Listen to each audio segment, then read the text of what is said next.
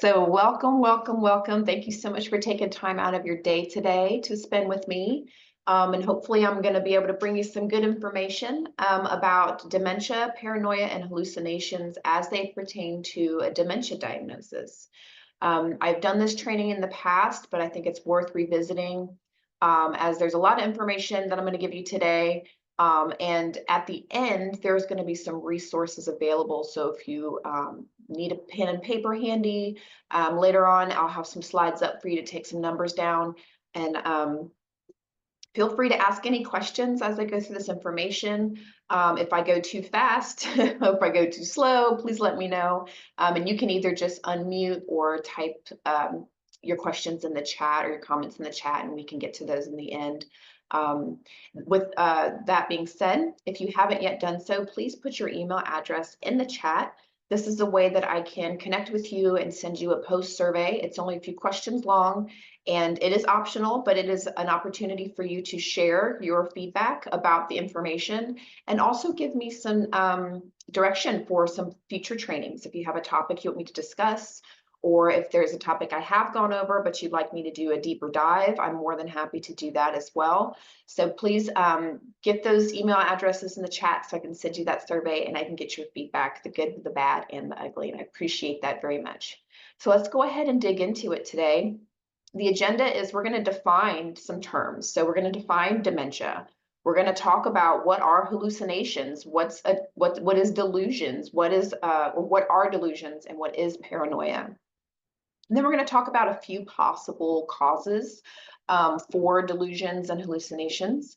And then we're going to go through some intervention strategies for caregivers and also some self-care, because that is how we make our caregiving journey sustainable, right? We have to fill our cups as we are pouring it out to others. And so I'm going to go over some tips for that. So what is dementia? So I've gone through a few trainings about dementia and Alzheimer's and the difference, but just for a recap, or if you're new and you haven't heard the difference. So dementia is a group of thinking and social symptoms that interfere with daily functioning. So oftentimes we hear the words dementia and Alzheimer's used interchangeably. Dementia is a set of different diagnoses, a set of symptoms that can occur with an Alzheimer's diagnosis. So all Alzheimer's diagnoses will have symptoms of dementia, but not all symptoms of dementia are caused by Alzheimer's. So you can have various forms of dementia. So it could be Alzheimer's, it could be Lewy bodies dementia, it could be vascular dementia. Okay, so Alzheimer's isn't the only cause for dementia, but dementia is a set of symptoms. So they're characterized by impairment of at least 2 brain functions, such as memory loss and judgment. Symptoms can include forgetfulness, limited social skills, and thinking abilities so impaired that it interferes with your daily functioning, okay? So again, not everybody who has dementia has Alzheimer's, but everyone who has Alzheimer's has dementia, okay? So that's the difference. So what are hallucinations versus delusions or paranoia? Sometimes we hear those terms used interchangeably as well. But hallucinations and delusions are different things. So of course, there are changes in the brain that occur when you have a diagnosis of dementia. And sometimes they will experience hallucinations, delusions, and or paranoia. So the difference is a hallucination is a false perception of objects or events that are sensory in nature.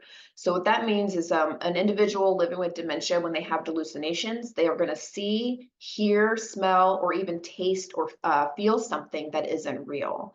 So they might see insects crawling on their hand, or maybe hear people talking to them, and they may respond to those voices. Okay, so hallucination is going to be sensory in nature. You can have a hallucination and not see something, but you can have a hallucination and feel something, or taste something, or hear something, okay? So in contrast, a delusion is defined by a false idea or belief, sometimes originating in a misinterpretation of a situation, okay? So for example, someone living with dementia may have a delusion that they think maybe a family member is stealing from them, or that the police are following them, okay? So if it's a suspicious delusion, it is sometimes referred to as paranoia, okay? So delusions are a common symptom of dementia, and they usually appear in the middle or late stages, okay, especially like in Alzheimer's. While some delusions won't disrupt daily life, others can be especially stressful. So in particular, a paranoid delusion can be distressing for both you and your loved one, okay? So a delusion doesn't have to be paranoid in nature, right? A delusion is just a false belief based off of a misinterpretation of information. But when it becomes a paranoid delusion, it's when they feel like somebody is actively out to do them harm or to get them, or some negative impact is happening. Okay, that's when it becomes paranoid. So it is important to remember that hallucinations and delusions may or may not be upsetting to the person living with dementia, right? Not all hallucinations are going to be frightening, and not all delusions are paranoid in nature. I know we could probably all think of a movie or a TV program or a book, some kind of media that describes hallucinations or describes paranoia, and it's almost always something frightening, right? Something that's going to captivate the audience. But the reality is sometimes they're not that distressing, right? Sometimes they're not scary. And sometimes they're just the result of a person trying to make sense of things, right? So maybe someone's not remembering that they put their purse away, and so they draw the conclusion, well, somebody must have stolen it, okay? Both delusions and hallucinations may worsen at night if your loved one is prone to sundowning, okay? So again, not all hallucinations are paranoid or are dangerous or frightening, and not all delusions are paranoid, but they definitely can be, okay? So dementia hallucinations can be relatively harmless or very frightening for you and your loved one. So examples of common hallucinations would be hearing music or voices, seeing bugs that aren't there, seeing people or animals that aren't there. So maybe you're observing a loved one with dementia who's talking to themselves as they're trying to interact with something that they're hallucinating. Okay, so in people who have Alzheimer's, hallucinations are more common during the middle and later stages of the disease, but they can happen for a brief time at any stage, okay? Experiencing hallucinations in the earlier stages, especially if they're visual hallucinations, is common with people who have Lewy bodies dementia. And people with vascular dementia can experience hallucinations also. It's one of several symptoms that you might notice, and they could also include delusions, depression, apathy, and a lack of willpower, okay? So there's some common examples of hallucinations, but not everybody's going to experience this, obviously. These are just generalized symptoms. Let me check the chat and see if there's any questions. Okay. So what causes hallucinations? UTIs are the most common cause. So UTI is a urinary tract infection. Okay, so they are the most common cause of a sudden increase in confusion in patients who have dementia. It's an infection of the urinary tract, most commonly the bladder. And for most people, the key symptoms of a UTI include the need to urinate frequently or urgently, a burning sensation while urinating, and urine with unusual color or odor. And sometimes a small amount of blood is also visible. However, those symptoms are often missing in older adults, right? Maybe they're unable to articulate them, but instead they may suffer from unexplained incontinence, fatigue, or sudden changes in their behavior or mental status. We're not really sure why, but I'll get into that here in a little bit. But what causes a UTI? So in younger people, urinary tract infections are often related to frequent sexual activity, but in older adults, the change in personal hygiene is often a factor. And so that can occur due to just their cognitive decline, right? Or physical limitations that are caused by like arthritis or COPD or stroke, right? So they're functionally limited, and that can make it difficult to manage incontinence and take care of themselves and keeping them clean, okay, especially after toileting. So that's usually a more common reason why an older adult will get UTI. Let's see here. So there are some physical symptoms of a UTI that are important to be aware of. You play a really important role in recognizing those health issues that kind of crop up with your loved one. So be on the lookout for some of these classic and more unusual UTI symptoms. So the need to go to the bathroom frequently or urgently, complaints of discomfort while using the restroom by urinating, pain in the lower abdominal area. So maybe they're having like cramps or stomach aches and they're not really sure why. Maybe they're frequently touching themselves or feeling irritated. They're always trying to adjust their garments. Cloudy or dark cloudy, dark, or foul-smelling urine. That's an indication of an infection. New or worsening incontinence. So maybe your loved one is experiencing incontinence and that's just part of their diagnoses. But if it's increased, it's gotten worse, that could be a sign, okay? Some people experience fever and chills, okay? Remember, this is an infection, so it's going to cause some of those classic infection symptoms as well. So some psychological UTI symptoms. The main effect of a UTI on an older adult's mental health is delirium.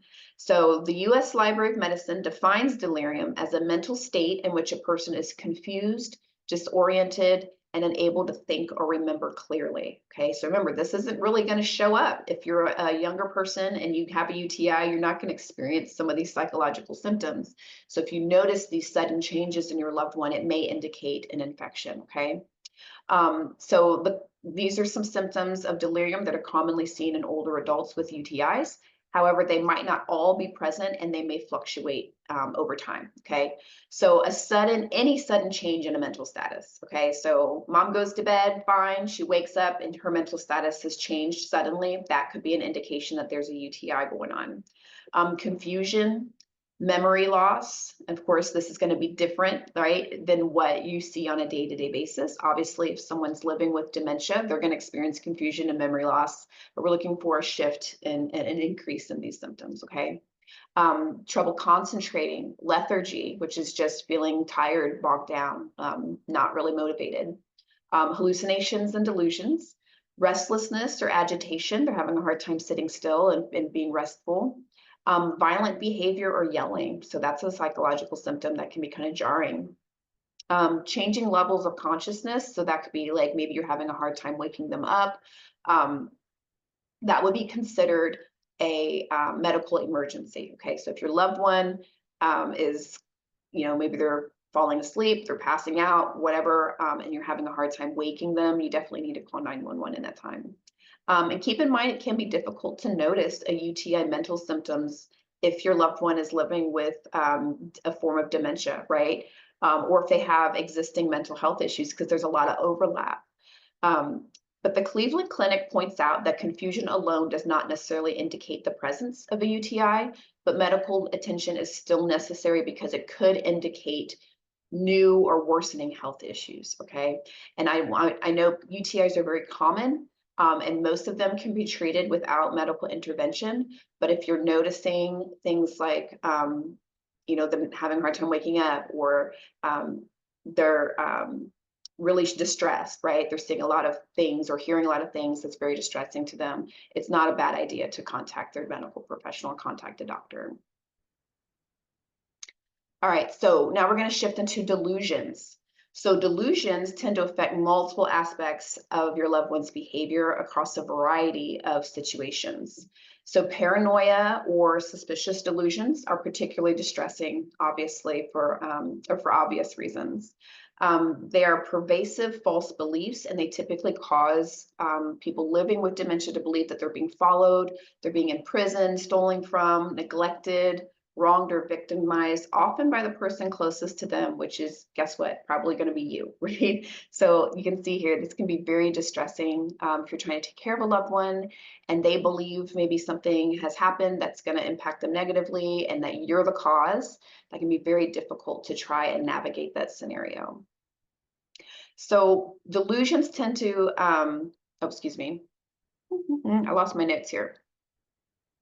So examples of delusions in a person with dementia, of course, this is, again, is not exhaustive, but these are common.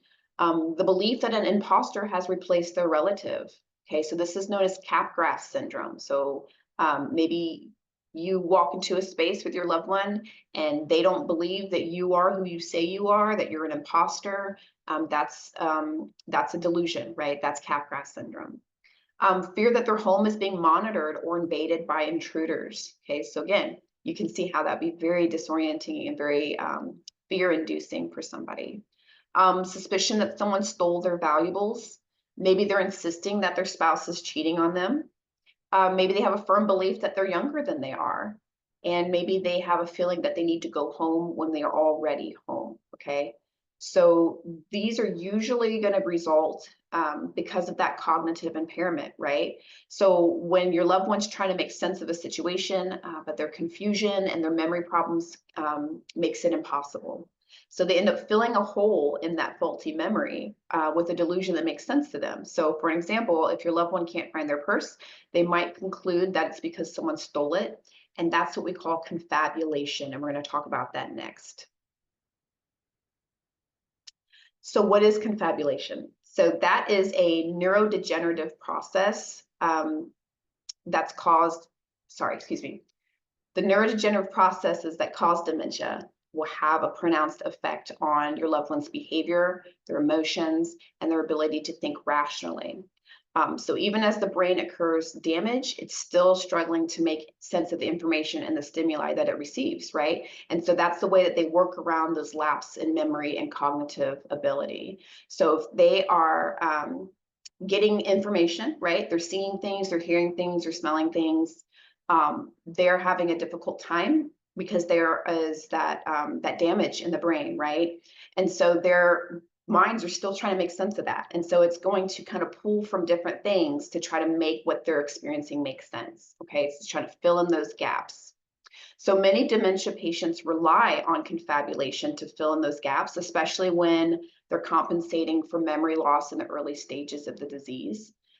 So there was a review article published in the International Journal of Neurology and Neuropathy, and they say confabulation is the creation of false memories in the absence of intention or deception. Okay, so that means that they're not trying to be deceptive. That's not their intention, okay? But they are just trying to make sense of the information that they're getting. So although they're distorted recollections of memories and even events that maybe never happened, that might seem like blatant lies to you as a caregiver, the truth is that they are confabulating and they have no recognition that their information is fabricated, right? So to them, it is the truth. To them, it is real. To them, it makes sense, okay? So when a person develops any form of dementia, it is difficult for family and friends to witness that, right? That diminishing capacity can be unbearable and frustrating. But one of the worst things that you can do is try to tell them that it's not real, okay? It's gonna really just cause a lot of arguments. And you have to remember that your loved one's brain is, the disease is in the brain, right? So it's gonna cause a lot of things that are frustrating, right? Because they're not in a space where they understand everything the way that you understand it, but they are seeing their reality the way that is, and that is their reality. And so it's going to be very difficult. So you just have to remember that they're not really trying to lie about you or about the situation. That's just what makes sense to them, okay? That neurological damage can cause them to make up hurtful stories and even level false accusations against you or other people in their care space. So no matter how far-fetched the untruths and accusations might be, they believe it's true. And so it may be hurtful, but it's important to remember that there's no ill intent there, okay? The disease is causing your loved one to fabricate these stories, okay? And it's easier said than done, I know, especially if they're coming up with some really off-the-wall wacky stuff that could never in a million years be true about you. You just have to remember this is their illness, okay? This is something that they cannot control. So do they lie? Well, that's a good question. Emotions like anger and anxiety and confusion will often leave your loved one feeling vulnerable and taken advantage of, and that can cause them to be defensive and accusatory, and they're trying to make sense of what they can't understand or what they can't remember, okay? Misplacing or quote unquote hiding personal items is a hallmark of dementia. So that can be terribly disorienting and frustrating for you and for them. So when you add in a bit of paranoia and delusional thinking, a lost purse or medication bottle can suddenly spur your loved one to falsely accuse you of theft, right? They misplaced their purse, they don't know what happened to it. The conclusion they draw, somebody stole it, right? And the only person they know in the house is you, so it's got to be you, right? So unfortunately, there are many instances where people have taken advantage of someone who has diminished mental capacity. However, that's not always the case, okay? And when you deal with cognitive changes in dementia, it's far more likely that helpful and well-meaning gestures are misconstrued as acts of trickery or deceit. So an example could be maybe they may ask a caregiver or family member to do some laundry for them, right? Wash a specific piece of clothing, repair their eyeglasses, purchase groceries using cash that they're going to give you. And then when they find out that their favorite blouse is gone or their money is gone or their glasses are gone, they forget that they even requested that you would do anything with those items. And so then they think, oh, it must be stolen, right? And so it's very difficult to try to explain yourself to these people or to them when they're in these spaces. It can be very impossible to reason with them. So of course it's distressing for you and for them in that time because you didn't take anything that they didn't ask you to take, and you didn't do anything that they didn't ask you to do, but they don't remember that. So dementia, delusions, and false accusations of elder abuse. So most false accusations stem from your loved one's inability to connect with reality. Okay, so an example would be if you're assisting someone with bathing or dressing, they may misconstrue that as inappropriate touching. Okay, trying to get someone in the car to go to an outing or a doctor's appointment might translate to being kidnapped. Okay, that's how they're seeing the situation. They don't remember that they're getting in the car to go to the doctor's office. Maybe they don't remember that you're their loved one, right? Maybe they forget who you are completely, and that can be very stressful for everybody involved. So the way that they're perceiving the world around them has changed, and they're often going to react with fear, suspicion, self-protection, right? Just as any of us would if we were in that situation. Remember, though, that when it comes to making up stories, people with dementia are not intentionally causing trouble, okay?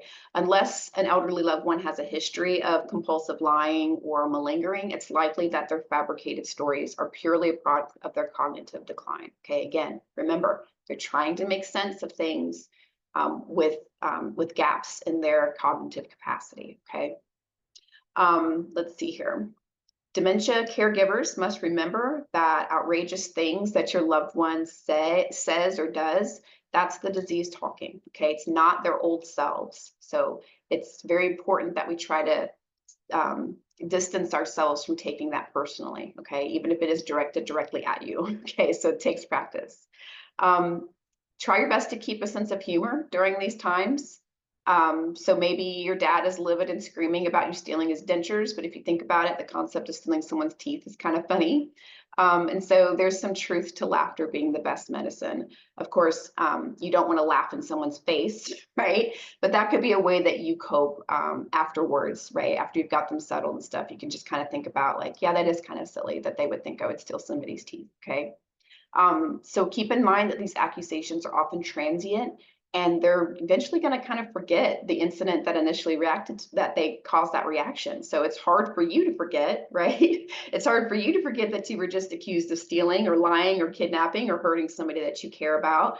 But again, remind yourself, your loved one is sick, okay? They cannot help it. This is what their reality is, okay? So a great amount of tolerance and patience is obviously needed in dementia care. Confabulation, paranoia, delusions, and all those behaviors are brought on by the disease, okay? So unfortunately, there are times that you have to protect yourself and document your efforts to care for those who love. So that way, if an accusation does come up, you've got the receipts, so to speak, and say, these are the care tasks that I've been doing for them. So if an accusation should turn into more than just a fleeting outburst, it's okay to seek proper help and guidance to ensure that you remain blameless and continue to provide that quality care for your loved one, okay? So again, keeping track of the things that you're doing and what's being asked of you possibly could be helpful, especially if your loved one is experiencing an uptick in this delusion and these paranoias. So how do we intervene? So I think it's most important for us to remember that if we're caring for someone who has dementia, we don't want to try to convince them that their hallucinations are not real, okay? Because they are real to them, okay? Their brain is telling them these things are happening, okay? And that, if you try to tell them they're not real, that's going to just get them more upset, right? They might be more angry and it might lead them to be more aggressive, right? So we want to try a more reassuring and comforting approach, okay? Again, that's where our compassion comes into play, where we understand that they don't know, they're not seeing reality the way you are, okay? So we can be compassionate in those spaces. And it is a struggle to adapt to their physical, cognitive, and emotional changes, right? Even after you've learned about the proper ways to respond to dementia, hallucinations, and delusions, it still takes a lot of patience and a lot of practice, okay? Repeatedly stepping into your loved one's reality is exhausting, right? Especially if you're not seeing what they're seeing and you're not hearing what they're hearing and you're not feeling what they're feeling, okay? That can be very exhausting. So recognizing the causes of these dementia-related behaviors and understanding what they're going through while they're enduring that hallucination or delusion, that can help you remain calm and find solutions, okay? So if you're witnessing a loved one's hallucinations or delusions, it can be really more troubling than any other dementia-related change, right? So maybe the physical stuff you can take care of, you know, the dressing, the bathing, the feeding, the toileting, all that, the doctor's appointments and stuff. But when it starts to get into these spaces where they're hallucinating and they're delusional and they're accusing you of things, I mean, that's really, really when it starts to get kind of down and dirty, right? And it could really, really be frustrating and hurtful, right? So it's more than likely your first instinct is going to be to help them by convincing them that what they're experiencing isn't real. And that seems very logical to us. It could backfire. Okay, so experts say we don't want to do that. So some strategies we can do. We see the doctor, right? So when you're helping someone who's experiencing hallucinations or delusions, the best way is to start start by arranging a consultation with their doctor, okay? Because they can look for physical causes such as kidney or bladder infections, dehydration, maybe they're in pain, or there's alcohol or drug abuse, which is not uncommon, especially if you're given prescription medication. Sometimes, you know, maybe there's not an overdose, but maybe they could have like a double dose, right? If maybe they forgot they took medication and they take it again, that kind of thing. That can cause hallucinations or delusions, okay? And it's also possible that some of the treatments that they're being prescribed for pain are causing that too. So if the physician prescribes a medication, make sure you're just watching for and reporting any side effects you notice, okay? So that could be over sedation, increased confusion, tremors, tics, things like that. And it may also help to have your loved one's eyesight and their hearing checked, okay? So that should be done regularly, and make sure that if they have prescription glasses or hearing aids, they're wearing those as well, because again, that's going to increase the correctness, I guess, of what they're experiencing. So if they're having a hard time seeing without their glasses, you know, shadows and lights and things like that could cause them to say, well, hey, there's a person, there's a face, there's an animal, right? But then they put their glasses on, they realize it's just a shadow. Okay, same with the hearing aids. Maybe they're hearing things because their hearing is impaired in some way. And so they put their hearing aids on, they can hear more clearly, and then their brain's not fighting so hard to fill in those sensory gaps, okay? There's non-medical interventions. So interventions that are non-medical in nature are often the best way to help somebody, right? So of course, we want to rule out anything medical by talking with your doctor, especially if you notice a sudden onset of changes or a different mood. But if it's, you know, that can all be ruled out. Non-medical interventions are often the best course of action.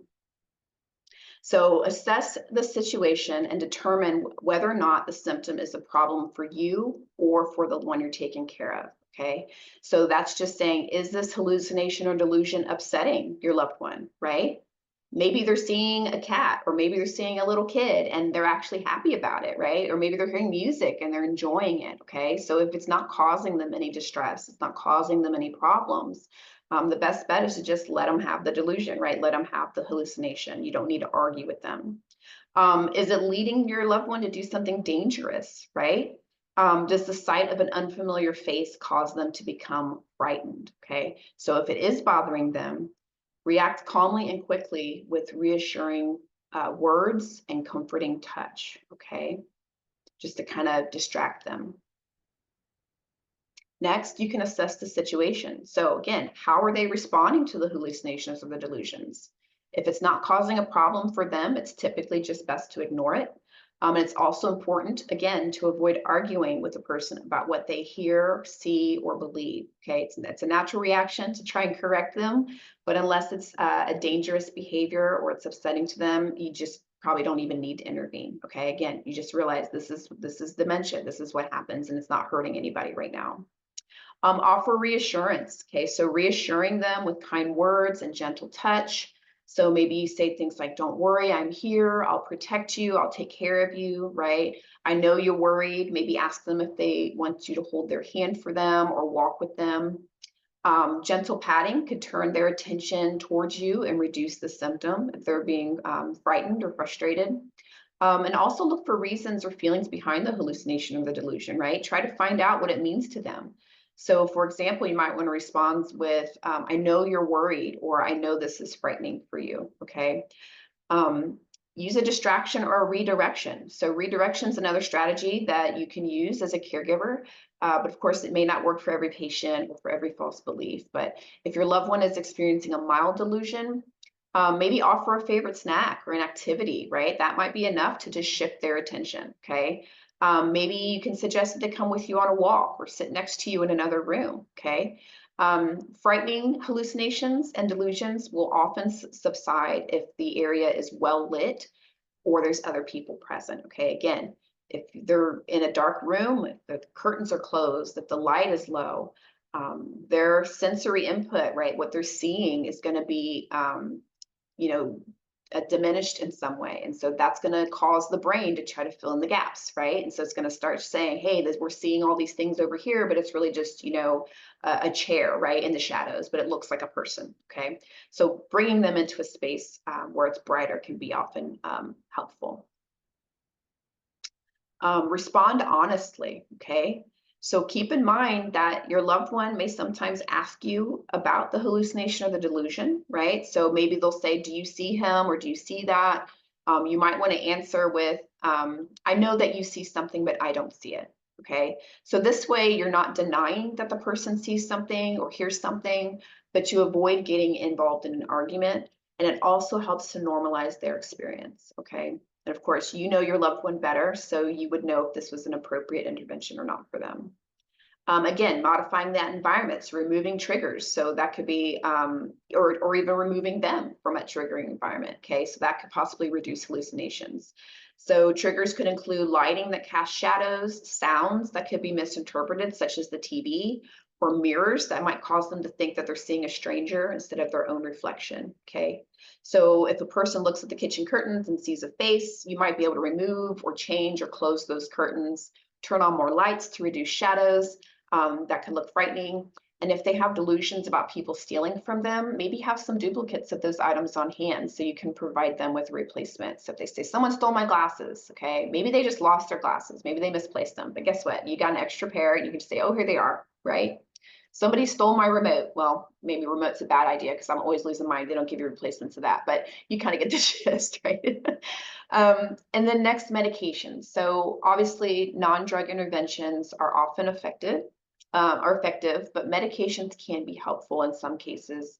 If your loved one is persistently upset by these symptoms, non-drug approaches have already been tried.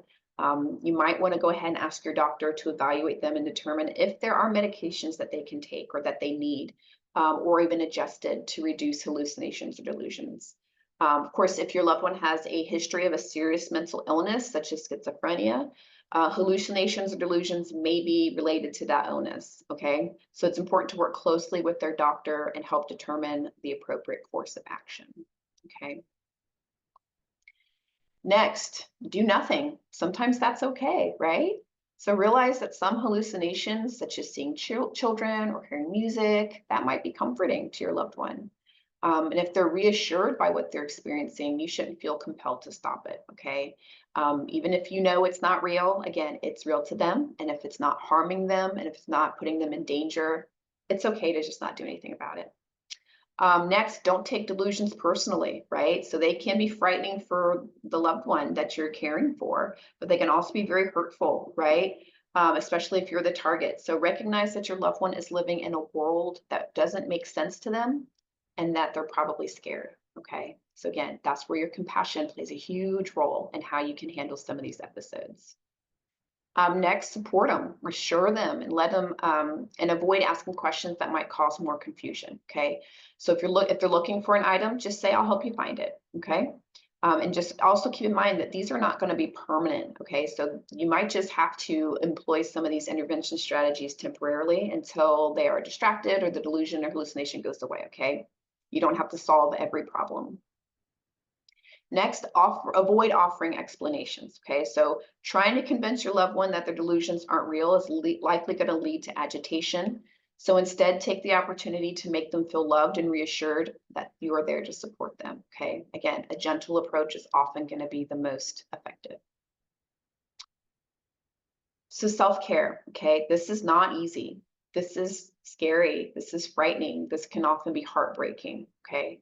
So we need to find healthy ways to cope with emotions and stress when it comes to caring for our loved ones, okay? It's going to take a lot of time and effort in all aspects, okay?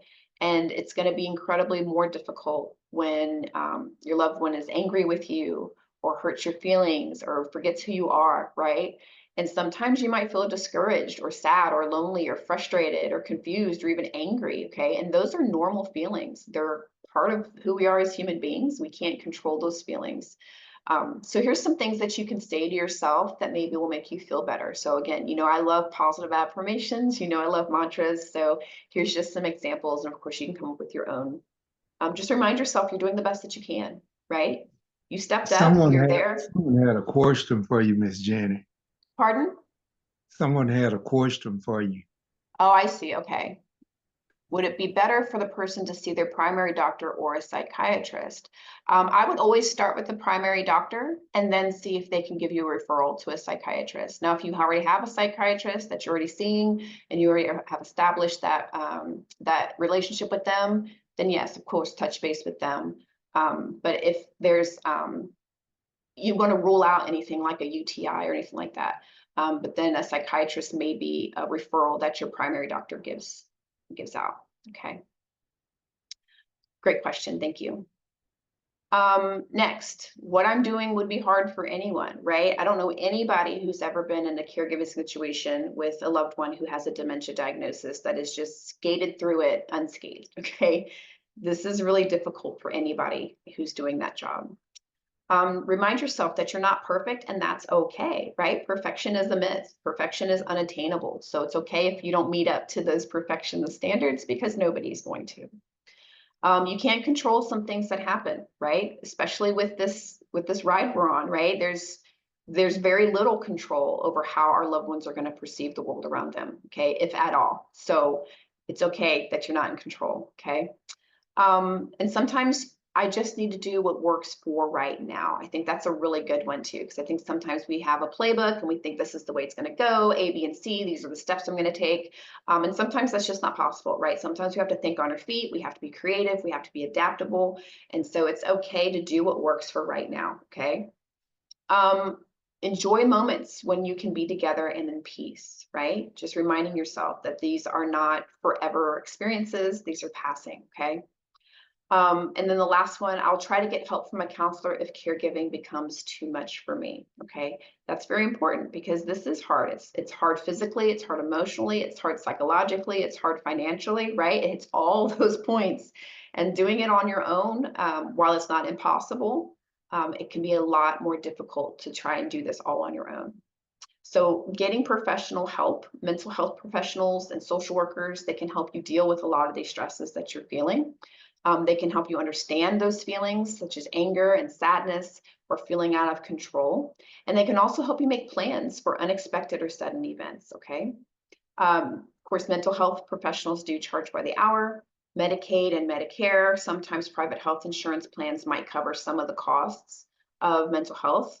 But so it's really just a good idea to kind of ask if you do have insurance, what mental health counselors are in network or in service and what they can cover. You can check with your doctor or local family service agencies, community mental health agencies for referrals to counselors. And I will take this time to, again, remind you all that we do have a caregiver wellness initiative, and we also have an on-site clinical social worker staff with us now. And She is providing free services for you, for your loved ones, for your families. So if you want to have that support, but maybe your insurance doesn't cover it, or you don't want to fool with all that, please get in contact with me and I will send Pam a referral for you, okay? And there's no shame in having somebody assist you in this space. Okay, so next, other things to keep in mind as you take care of yourself, okay? Understand that you may feel powerless and hopeless about what's happening to the person that you care for, okay? That's just gonna be part of it, and that's okay. Understand that you may feel a sense of loss and sadness, okay? And let yourself feel those day-to-day uplifts. So that might include good feelings about your loved one, support from other people, or time spent on your own interests, okay? Acknowledging how we feel and not trying to take some of these unpleasant feelings and ignore them or push them down or deny them, that's not going to get you anywhere. Acknowledging that you feel the way you feel and finding ways to cope with those emotions is the only way that you're going to be able to keep it moving, right? Because if you bottle it up, if you ignore it, it's going to come out in some other way, whether that's you're aggravated more often, you're irritable, maybe you've got chronic migraines, maybe you have chronic back pain, right? Maybe you're having trouble sleeping or eating, okay? Maybe you're stress eating, maybe you're coping with drugs and alcohol, okay? That is all going to happen if you don't address some of these emotions that you feel and find healthy ways to process through them, okay? Again, and that's where a mental health professional can help guide you in some of that. So here's the resources I have for you all. So if you've got a pen and paper out, now's the time to take it and jot down some notes. So the NIA Alzheimer's and Related Dementia Education and Referral Center, or ADEAR, that's a 1-800 number, or you can go to their website. And so these centers are going to give you information about Alzheimer's and related dementias for families, caregivers, and health professionals. They answer the telephone and email and written requests and make referrals to local and national resources. Okay, so if you need help, if you need resources, this is a great place to start. Alzheimers.gov. So you can go on their website and they've got a ton of resources and information available, not only just for Alzheimer's, but other dementias as well. And this will be across the federal government. Okay, so if there's a resource out there that the federal government is providing for you, this is a great website to kind of find that out. Okay, I'll leave that up for a little in case anyone's writing it down.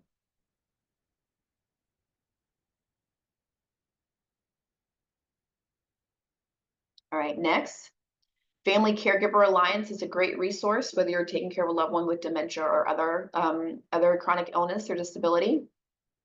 There's a lot of information on there just geared straight towards you all, okay? What tips and tricks and all those things to kind of help you along this path. Elder Care Locator, okay? So that's a website or a phone number, or I guess that's an email that you can contact them and find out resources in your area. How can you find somebody to come in and help you with the care of your loved one? National Alliance for Caregiving, again, another one just for you all to give you that support. I think this one offers online support groups. I might be wrong with that information, but it's definitely worth going and checking out that website. And then there's the National Respite Locator Service. So you can go to that website, and if you need a break, if you need an extra set of hands, if you need that respite, that's a great place to start to try to find somebody. And if you're on our program, our respite reimbursement program, we can kind of help offset some of those costs of having somebody come in and give you that space and give you that respite. All right, and then finally, we've got a 24/7 helpline for the Alzheimer's Association, okay? So you can call them 24/7 anytime, and you can get reliable information, advice, and support. So this is gonna be a hotline answered by trained and knowledgeable staff, and they can help you with referrals and local community programs and services, like dementia-related education, crisis assistance, and emotional support. So their care consultations are provided by master's levels clinicians, okay? So these aren't just, not to say anything against volunteers or trained volunteers, but these are clinicians, okay, that have gone through school, they've gone through specific training just for this, and so they can give you some great direction and resources. And you can also take advantage of their interpretation service and interpreter service. So if you need something that's not in English, that's not your first language, they do have interpreter services. And there's also a telecommunications relay service, that TRS service. So if you have a hearing or speech disability, you can use that telephone system via text and get some assistance there as well. Okay. So thank you for spending time with me today. I'll go ahead and stop my share and pause my recording.